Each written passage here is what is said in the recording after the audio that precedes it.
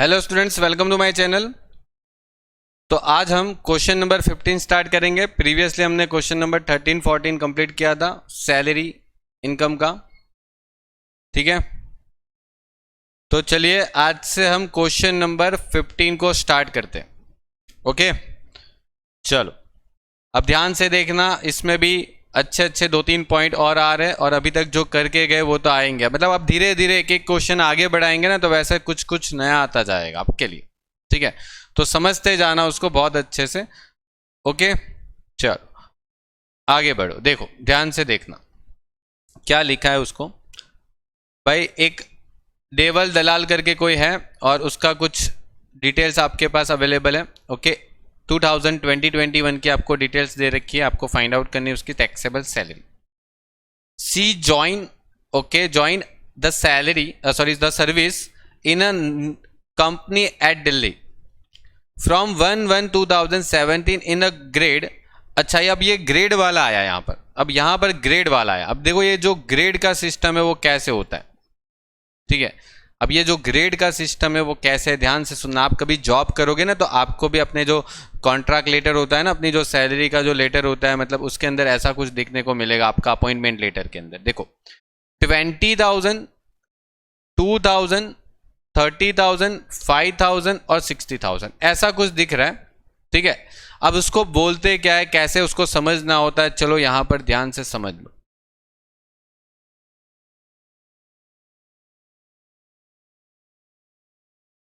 Okay, ध्यान से समझना। पहले कितना था? 20,000 था। और ये एग्जाम में पूछते हैं, यही पूछते हैं एग्जाम में, ऐसा नहीं बोलेंगे सीधी सीधी सैलरी दे दिया। फिर कितना था? 2,000। ओके, फिर कितना था? 30,000। फिर कितना था? 5,000। और फिर कितना था? 60,000। ठीक है, अब इसका मतलब क्या होता है, ध्यान से समझना। इसका मतलब क्या होता है? इसका मतलब क्या होता है वो देखना कि यहां पर ये जो 2,000 है ना, वो 2,000 क्या है, और यहां पर ये 5,000 है वो क्या है। तो देखो आपकी सैलरी जो होगी ना, इसका मतलब क्या हो गया, आपकी जो सैलरी जो होगी ना वो 20,000 होगी। कितनी होगी? ध्यान से समझना। अभी फिर वापस डाउट पूछोगे। 20,000 सैलरी है, आपकी सैलरी जो है वो 20,000 है, लेकिन आपकी सैलरी हर साल कितनी बढ़ेगी?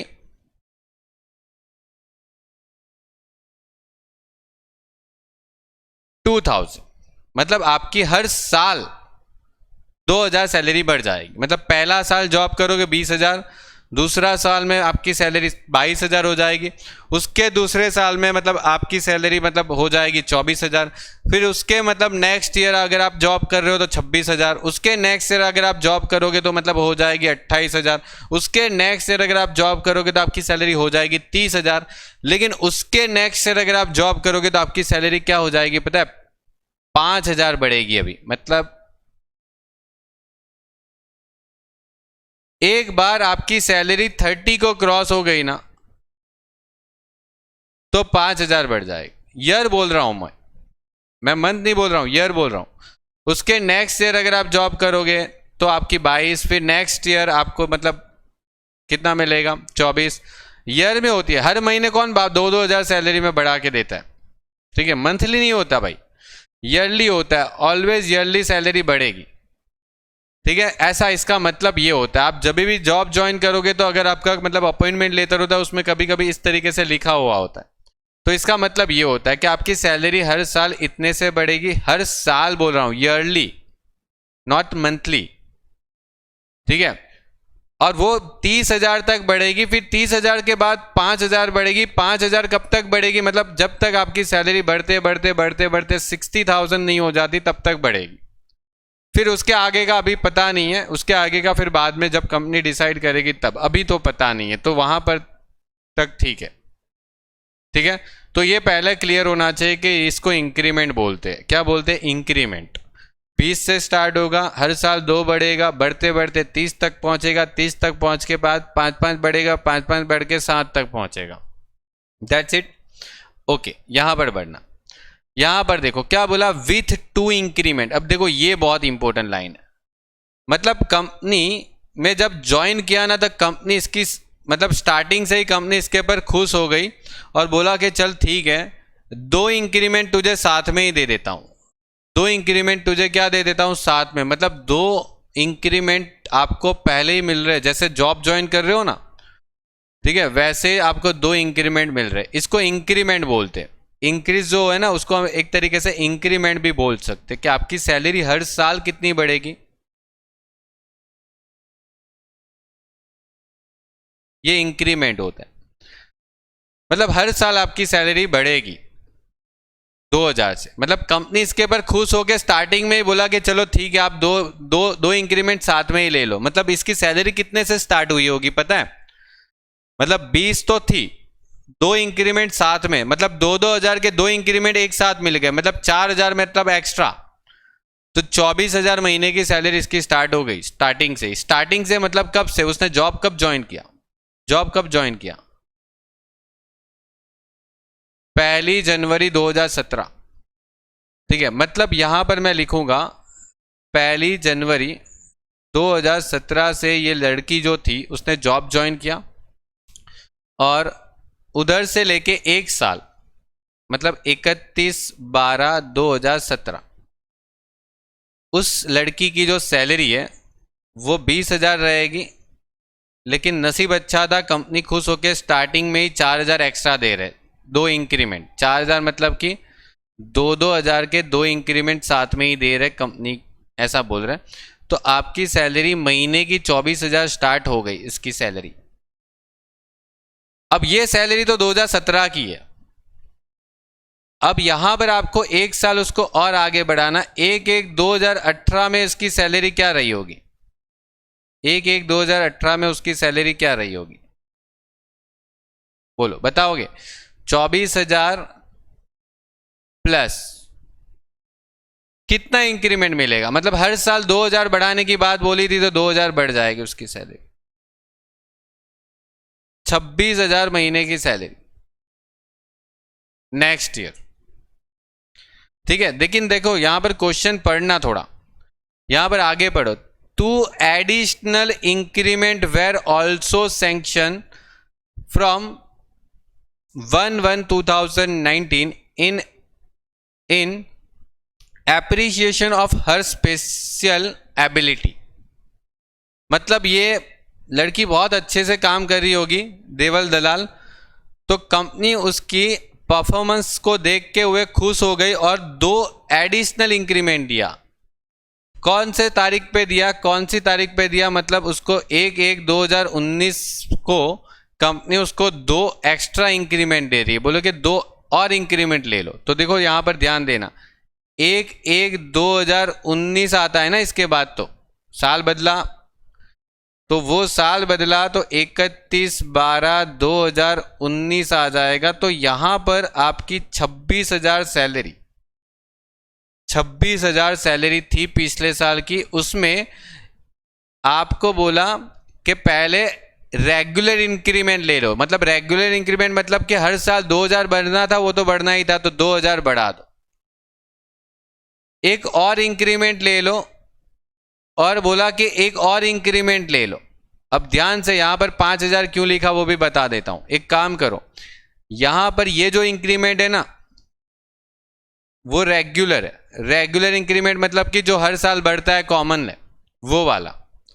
और ऊपर जो हम पढ़ के आए ना कि कंपनी ने उसको 2 एक्स्ट्रा इंक्रीमेंट दिया, तो समझो 2 और एक्स्ट्रा इंक्रीमेंट देना है और एक तो रेगुलर देना है, मतलब कितने इंक्रीमेंट मिलेंगे, 3 इंक्रीमेंट। मतलब सोचो इस लड़की की जो सैलरी है एक ही साल में मतलब 9,000 बढ़ गई, एक रेगुलर 2 एडिशनल, मतलब 3 इंक्रीमेंट एक साथ मिल रहे हैं। लेकिन ध्यान देना इंक्रीमेंट बढ़ाने के टाइम पे देखो 26 में 2 बढ़ाओगे तो कितना होगा, 28, 28 में दूसरा एक इंक्रीमेंट बढ़ाओगे तो कितना होगा, 30। देखो 30 तक पहुंचने के बाद कितना बढ़ता है, 5, 30 तक पहुंचने के बाद कितना बढ़ता है, 5। तो यहां पर अभी 5 बढ़ेगा, इसीलिए मैंने थर्ड वाला इंक्रीमेंट 5 लिया था। मतलब देखो इसका सैलरी 26 + 2 + 2 + 5 कितना हो जाएगा, 35,000 महीने का।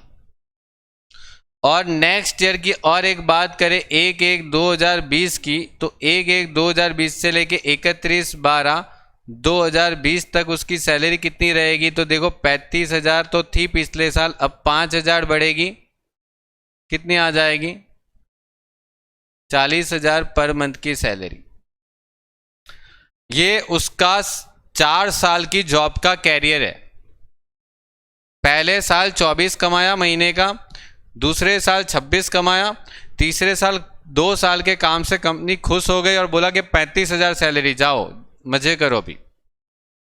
और तीसरे साल वापस 5,000 की सैलरी इंक्रीमेंट हो गई, मतलब 40,000 सैलरी 2020 में। ठीक है, मतलब ये 4 साल का उसका कैरियर था, उसका मतलब ये आपका सिनारियो है। आगे बढ़ते, लेकिन आगे आपको पता है यहां पर जो बेसिक सैलरी आप लिखते हो, यहां पर जो पहले नंबर की जो बेसिक सैलरी लिखते हो, बेसिक सैलरी, वो कौन से साल के लिखते हो? कौन से साल के लिखते हो यहां पर? ये पता है किसी को?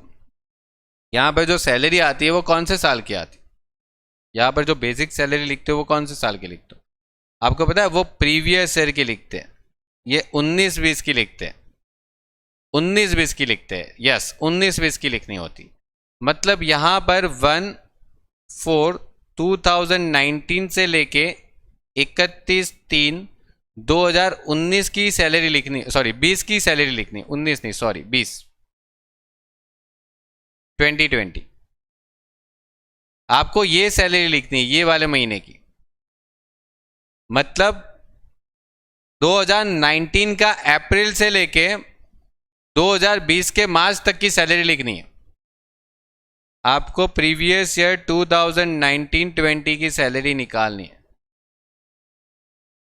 ठीक है, आपको ये साल की सैलरी निकालनी इधर की।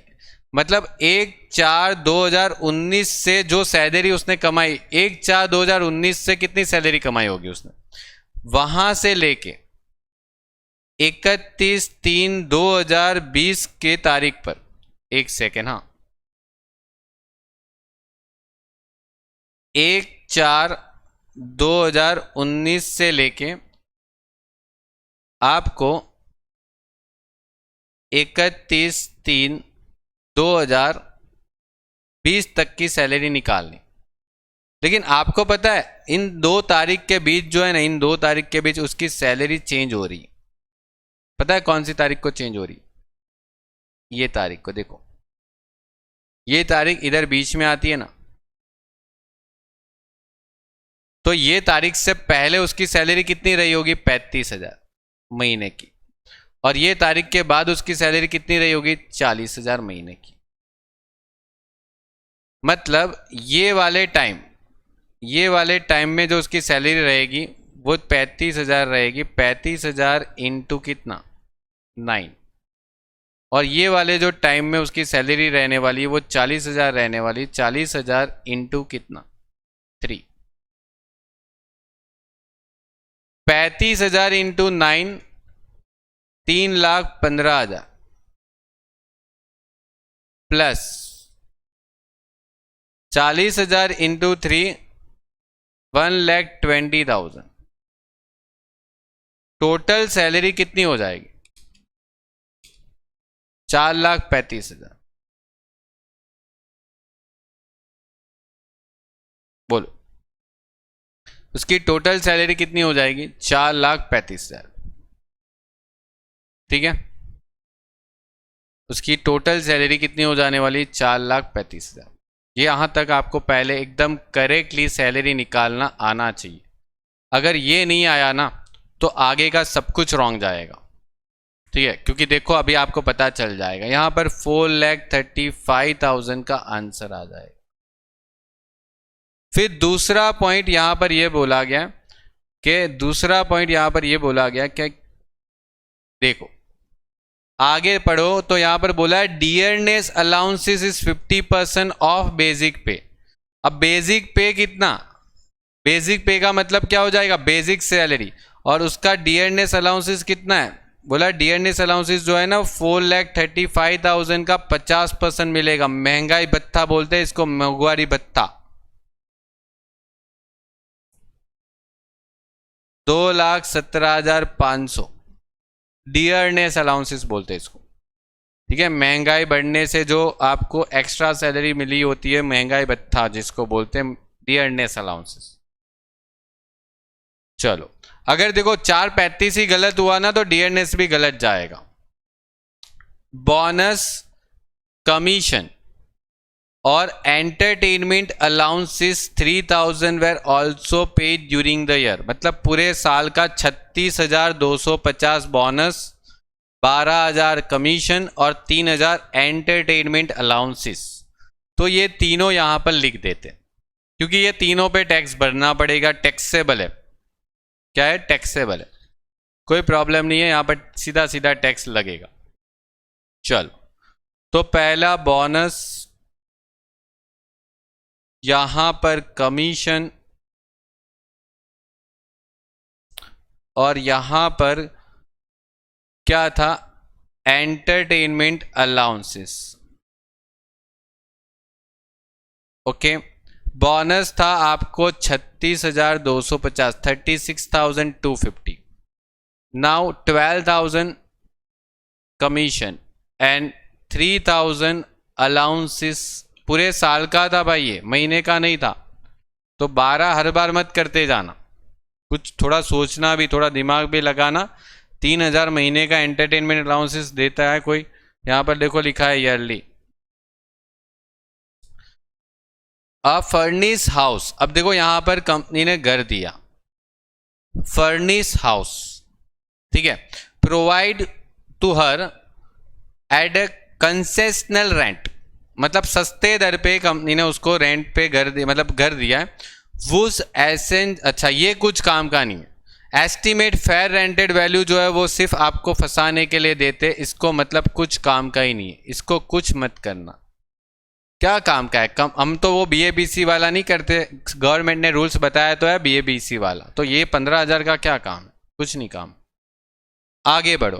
Company has provide in house, okay, company ने उस घर के अंदर फर्नीचर भी दे दिया, बोले रेफ्रिजरेटर भी लगा दिया, तो अभी इतना लगा दिया तो AC भी लगा ही देते। ठीक है, the cost of furniture and refrigerator 1,04,70, और ये सब उसको मतलब इतना भी फ्री में नहीं मिला है, कंपनी ने उसके मतलब उसकी सैलरी से टोकन रेंट, मतलब उसकी सैलरी से 550 पर मंथली डिडक्ट किए। देखो, पर monthly deduct from his salary in the respect of this perquisite, उसकी सैलरी से उतना पैसा काटा भी है, ऐसा नहीं कि मतलब सब कुछ फ्री में दिया उसको। चलो ठीक है, अब यहां पर इसकी कैलकुलेशन हम कर लेते हैं। अच्छा, इसकी कैलकुलेशन थोड़ा मैं नीचे यहां पर करता हूं, ओके, यहां पर हो जाएगी। चलिए, सबसे पहले BABC सैलरी, ठीक है, जब भी घर दिया कंपनी ने रहने के लिए तो यही काम करना है। पहला काम करना है B मानी की बेसिक सैलरी, ओके, बेसिक पे, बेसिक पे बोलते हैं, बेसिक सैलरी बोलते हैं। 3,35,000 की सैलरी, एक सेकेंड, 4,35,000 है ना, 4,35,000 की सैलरी। ए मतलब कि ऑल टैक्सेबल अलाउंसेस। अब यहां पर अलाउंसेस में एक चीज देखनी है कि आपको अभी तक अलाउंसेस के नाम पे कितना पैसा मिला। अलाउंसेस के नाम पे एक ये पैसा मिला और एक ये पैसा मिला, लेकिन डियरनेस अलाउंसेस होता है ना, तो थोड़ा मतलब माइंड में एक बात आनी चाहिए कि क्या ये डियरनेस अलाउंसेस रिटायरमेंट के लिए बेनिफिट में अवेलेबल था? ऐसा कुछ लिखा है क्वेश्चन? देखो, पढ़ो क्वेश्चन में, डियरनेस अलाउंसेस कहीं पे ऐसा लिखा कि it is the part of retirement benefit? No.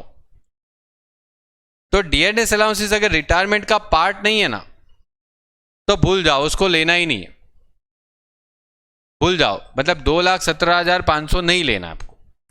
Entertainment allowances तो लेना है, कितना था? 3,000। तो यहां पर एंटरटेनमेंट अलाउंसेस जो है वो आपको 3,000 कंसीडर करना है, लेकिन डियरनेस अलाउंसेस नहीं कंसीडर करेंगे because it is not a part of retirement benefit. Okay, लिखा होगा क्वेश्चन में, नहीं लिखा होगा तो समझ जाने का it is not a part of retirement benefit. Okay, यहां पर बी का मतलब हो जाएगा बोनस और यहां पर सी का मतलब हो जाएगा कमीशन।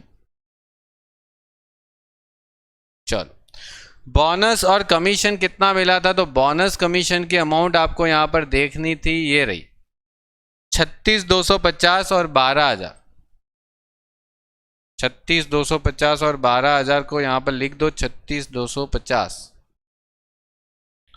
नाउ 12,000 टोटल करो, 4,35,000, 3,000, 36,250 एंड 12,000, नाउ 4,86,250। Okay, clear. ये आपका यहां पर BABC सैलरी आ गया और इसके हिसाब से अभी हमें रूल्स लिखना है। पहले अनफर्निश्ड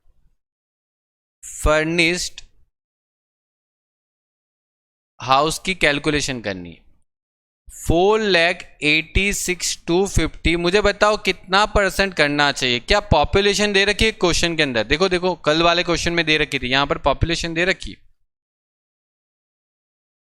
अब यहां पर आपका IQ कितना है ना, वो नजर आना चाहिए। बस सिर्फ आप नींद में क्वेश्चन पढ़ रहे हो तो फिर आपने कुछ नहीं पढ़ा। आपने यहां पर दिल्ली पढ़ा था तो वो दिल्ली है, तो वहां पर जो पॉपुलेशन जो होती है ना वो 15 मतलब 25 लाख से तो ज़्यादा ही है मेट्रो सिटी, और यहाँ पर 15% करना पड़ता है जब 25 लाख से ज़्यादा वाली पॉपुलेशन वाली सिटी होती है। तो 15% करोगे ना तो यहाँ पर 7,293 7.5 आ रहा है, तो आप उसको राउंड ऑफ कर दोगे, इतना याद रखना है, राउंड ऑफ कर देना, पॉइंट में आंसर नहीं लिखना, राउंड ऑफ कर लो आप आगे का। और प्लस करना है वैल्यू ऑफ फर्निशिंग। फर्निशिंग मतलब वो जो फर्नीचर वगैरह दिया था ना अंदर, उसकी वैल्यू कितनी कंसीडर करनी है, तो उसकी 10% वैल्यू कंसीडर करनी होती, कितनी, 10%। तो यहां पर आपको कितना दिया था, देखो यहां पर कितना दिया था, 1,470, 1,470, 1,470 का आपको फर्नीचर दिया था, रेफ्रिजरेटर और फर्नीचर। तो 1,470 उसका 10% ऐड हो जाता है यहां पर, 1,470 का 10% ऐड होगा तो 1,00,47 होता है, और इसको ऐड करना है 72938 के साथ 1,00,47 को ऐड करेंगे तो 82,985 आ जाता है। और यहां पर से लेस भी करना होता है, क्या पता है, वो जो टोकन रेंट था ना, कंपनी ने टोकन रेंट लिया था, महीने का कितना काट लिया था उसकी सैलरी से, 550 इंटू 12, 550 इंटू 12 मतलब कंपनी ने 6,600 तो उसकी सैलरी से कट कर दिया, ठीक है, घर देने के बदले में, घर देने के बदले में उसकी सैलरी से इतना पैसा कट कर दिया। तो यहां पर वो माइनस होगा 82,985 माइनस 6600, मतलब आपका यहां पर आंसर आ जाएगा 7,6385। ओके, हाँ देखो एक चीज समझना, जब आप वो परसेंटेज करते हो ना, क्या मतलब आप जो पॉपुलेशन देख के परसेंटेज करते हो जिसमें 3% है, एक तो 7.5 है, एक तो 10 है और एक तो 15 है, तो वो सिर्फ इसके लिए ही एप्लीकेबल है, ठीक है। जो आप पॉपुलेशन के हिसाब से जो देखते हो वो सिर्फ इसको ही देखना है। यहां पर तो आपको फिक्स है 10% टैक्सेबल पर एनम, ओके, यहां पर तो फिक्स है, मतलब अगर आपको मतलब 5 लाख का फर्नीचर घर के अंदर दे दिया तो 5 लाख का 10% आपको 50,000 टैक्सेबल हो जाएगा बस। और वो घर की वैल्यू जो भी आई 15% के हिसाब से भी आ सकती है, 10% के हिसाब से भी आ सकती है, 7.5 के हिसाब से भी आ सकती है, उसको ये इससे कुछ लेना देने।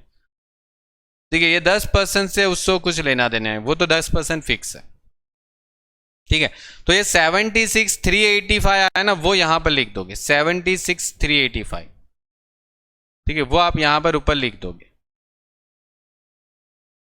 76,385, और यहां पर लिखना है 6 नंबर, वैल्यू ऑफ क्या होगा, फर्निश हाउस होगा ना,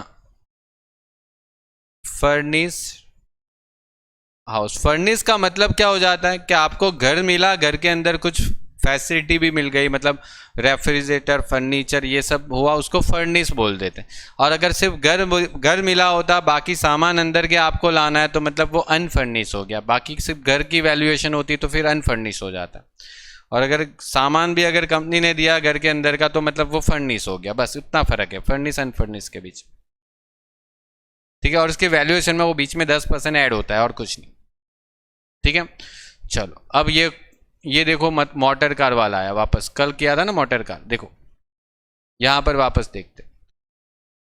कंपनी ने इस लड़की को क्या दिया, देखो, she was provide a car by company for the both purpose and running and maintenance expenses of the car were met by the S. अब यहां पर थोड़ा सा एक प्रॉब्लम है। अगर आप इस क्वेश्चन का बुक्स में सॉल्यूशन एक बार देखोगे ना, तो बराबर किया। देखो यहां पर ध्यान देना, एक्चुअली गुजराती मीडियम में यहां पर सॉल्यूशन में मिस्टेक है। देखो ध्यान देना, she was provide car by the company, मतलब कंपनी ने कार प्रोवाइड किया इसको, ये तो बात माननी पड़ेगी, मतलब कंपनी की कार। कार दोनों पर्पस के लिए, कंपनी की कार है दोनों पर्पस के लिए। और जितने भी एक्सपेंसेस है ना, वो कौन भुगत रहा है, कौन भुगत रहा है, expenses of the car were met by SSC. SSC का मतलब क्या हो गया, एसएससी मतलब कौन, ये जो लड़की है उसको ही तो एसएससी बोलते हैं। उसने खुद एक्सपेंस कर रही है, वो खुद कार के पीछे एक्सपेंस कर रही है, ऐसा ही हो गया। Expense of the car were made by the assessee. Okay, मतलब ऐसा नहीं बोला, एम्प्लॉय नहीं बोला, एम्प्लॉयर नहीं बोला। एसएससी का मतलब हो जाएगा यहां पर, ये जो लड़की है, जो देवल दलाल है, वो एम्प्लॉय, उसने खुद खर्चा किया। तो आपके सॉल्यूशन में यहां पर मिस्टेक है। देखो मैं बताता हूं, आप उसको करेक्ट कर लेना। देखो यहां पर देखो, कार कंपनी ने दी थी, कार कंपनी ने दी थी मतलब एम्प्लॉयर ने दी थी। ओके, कार का एक्सपेंसेस कौन भुगत रहा है, तो आपको बोला था एसएससी। एसएससी का मतलब हो जाएगा एम्प्लॉय, मतलब ये जो टैक्स भर रहा है उसको एसएससी बोलते हैं। ठीक है, कंपनी तो एम्प्लॉयर हो जाती है कंपनी।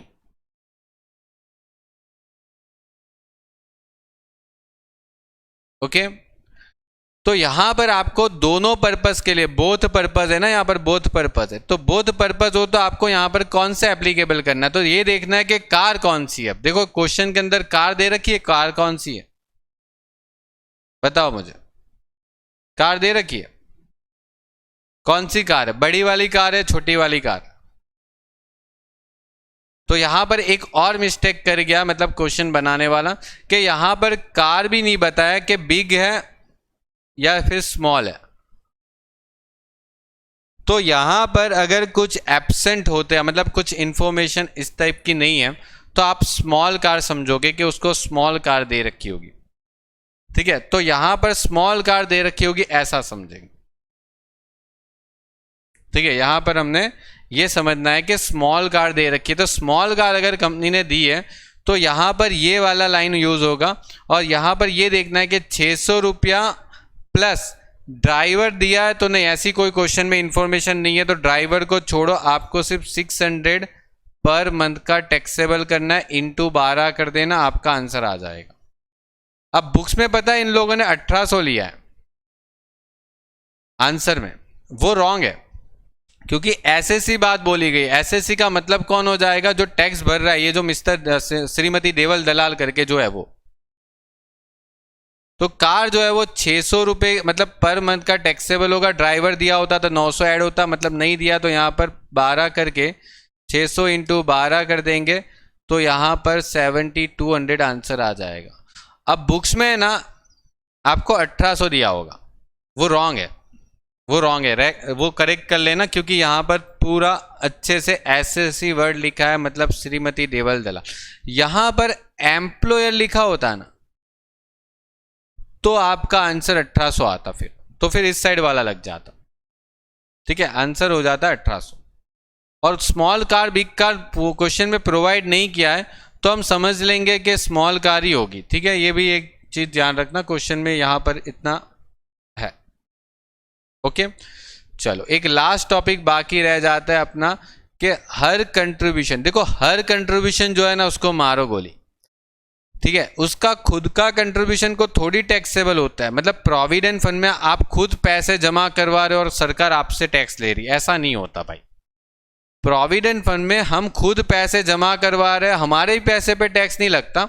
अगर आपके प्रोविडेंट फंड में अगर आपकी कंपनी एम्प्लॉयर अगर वो पैसा जमा करवाता है तब जाके आपको टैक्सेबल होता है। देखो यहाँ पर लिखा है वाइल एम्प्लॉयर कंट्रीब्यूशन वाज 54,800, तो हमें एम्प्लॉयर का कंट्रीब्यूशन देखना है, ना कि ये वाला कंट्रीब्यूशन।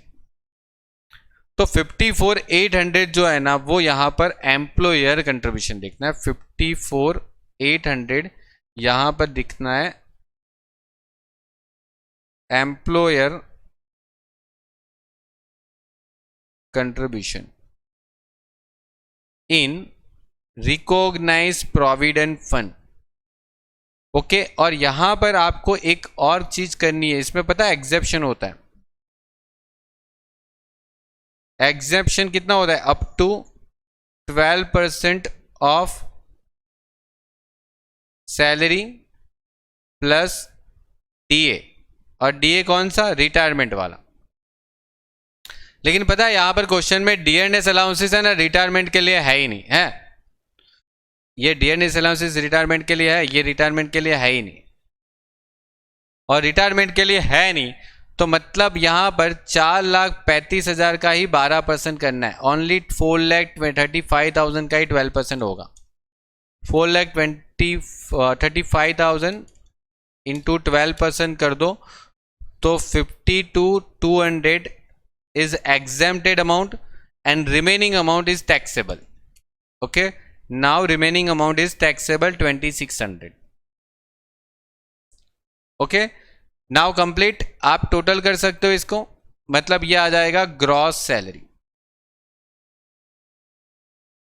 चलो ग्रॉस सैलरी का टोटल कर लो, निकाल लो। 435 plus 217,500 plus 36,250 plus 12,000 plus 3,000 plus 76385 plus 7,200 plus 2,600 7,89,935। Okay, and यहां पर आपको पता है एक स्टैंडर्ड डिडक्शन होता है जो कि 50,000 का फिक्स है, और एक और भी डिडक्शन होता है अगर उसने प्रोफेशनल टैक्स पे किया है तो वो प्रोफेशनल टैक्स भी यहां पर से लेस होता है। क्या लेस होता है? प्रोफेशनल टैक्स अगर पे किया होता है तो वो भी लेस होता है, लेकिन वो क्वेश्चन में नहीं है तो हमने लेस नहीं किया, तो बस जाने दो। इसका 50,000 लेस करके आप 7,39,935 बता सकते हो। ये आपकी आ जाती है टैक्सेबल सैलरी।